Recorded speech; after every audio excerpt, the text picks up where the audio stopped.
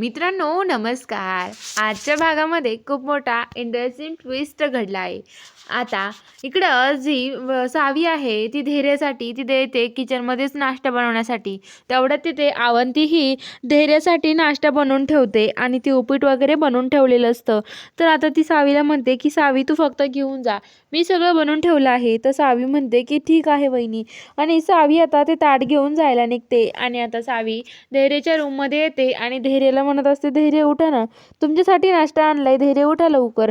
पण धैर्य काय उठत नाही, धैर्याला काही दिसत नाही. धैर्य फुल झोपेत असतो, बेशुद्ध झालेला असतो. तो उठायचा प्रयत्न पण करत नाही. तर आता सावीला खूप टेन्शन येतं. सावी धैर्याला हलवते, उठवायचा प्रयत्न करते, पण धैर्य काय उठत नाही. ती म्हणते की आता काय करायचं, धैर्य अजून उठत नाहीये, आता काय करायचं आपण, असं म्हणत असतो. तर आता लगेच ते म्हणतात की आता काय करायचं. तेवढं ती सावी सगळ्यांना आवाज देऊन बोलवून घेते आणि म्हणते की बघा ना, धैर्य उठत नाहीये आपले.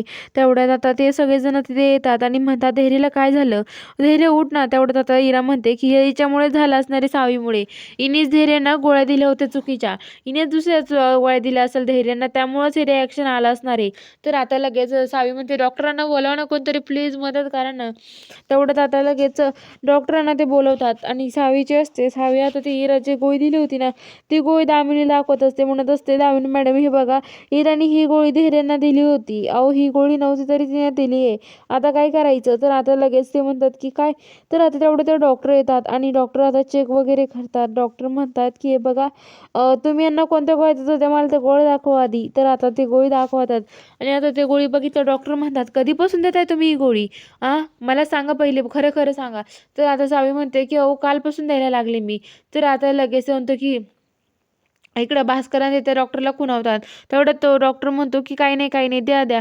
मी घाबरलो ना, कारण की मला असं वाटलं रिॲक्शन येते त्यांना, आपण गोळ्यांचा पॉवर वाढवला ना हो, त्यामुळे आपल्याला त्यांना धैर्यांना ते सहन होत नाही आणि त्यांना त्या गोळ्यांचं रिॲक्शन येते, त्यामुळे हे सगळं घडतं आहे. तर आता लगेच सावी म्हणते की हो का, पण आम्ही खूप घाबरून गेलो, आता इथून पुढे काय करायचं, ती गोळी देऊ का नको धैर्यांना. तर ते म्हणतात की हे बघा, धैर्यांना जर लवकर बरं करायचं असेल तर ती गोळी देणं योग्य आहे त्यांच्यासाठी, ती गोळी त्यांना तुम्ही दररोज द्या, असं सांगतात. तर आता इकडं सावी म्हणते ठीक आहे मग.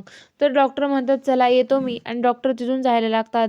तर आता इकडं जी सावी आहे ती धैर्यजवळ बसलेली असते आणि धैर्याला ते डॉक्टर सांगितलेलं असतं की धैर्यांना उठवायचा प्रयत्न करू नका. तर सावी म्हणते की आता धैर्यांना पण मला उठवता येणार नाही. तर इकडं आता जे भाऊन ते आहे ते बसलेले असतात, भाऊन अथर्व. तर इकडं जी दीपा आहे ते आवरत असते. तेवढ्यात केतन रूममध्ये जातो, कपाट उघडतो, पण कपाटातून पैशाची पिशवी खाली पडते. तो बघतो घेऊन, तो म्हणतो की पैसे एवढे कुठून आणले असेल दीपीने, काय माहिती. तर आता तो म्हणतो की दीपीने कुठून आणले. तेवढ्यात ते दीपा पण येते. दीपा म्हणते, काय हो माझं कपाट कशाला उचकताय तुम्ही, आणि तुमची हिंमत कशी झाली आहे माझं कपाट उचकायची, अजिबात माझं कपाट उचकायचं नाही आहे तुम्ही. तर आता लगेच तो म्हणतो की एवढे पैसे कुठून आणले. तर तो म्हणतो की तू परत त्या मुजुमदारांसोबत मिळून काही काम करत नाही आहे ना. तर आता ते म्हणते की करते ना, काय करायचं तुम्हाला करा चला. अहो तुमचे भाऊ त्यांच्यामुळे काही झालं नाही, पण आता काहीतरी करावं लागणार आहे आपल्याला. तर आता तेवढं ते भाऊ तो म्हणतो की थांब मी सगळ्यांना सांगतो. आणि बाहेर येतो तर काय बघतो तर भाऊ आणि आता गप्पा मारत बसलेले असतात. तेवढ्यात आता तो म्हणतो की किती मस्त बसलेत दोघं जण हा ना. तेवढ्यात आता लगेच जी ही आहे दीपा म्हणते की हे बघितलं का, हे तुमच्या बहिणीमुळे नाही तर माझ्या पोरामुळं, मी जर माझ्या पोराला घेऊन गेले तर बघा कसं होईल तुमचंवालं. भाऊंचा चेहरा त्याच्यामुळे खुलला आहे फक्त, असं सांगतात. तर आता लगेच ते म्हणतात की शांत हो दीपे, तू काही म्हणू नको त्यांना. तर इकडं आता सगळेजण तिथून जातात. जी सावी आहे ती धैर्याला उठवत नाही, तेच बसून राहते धैर्याजवळ.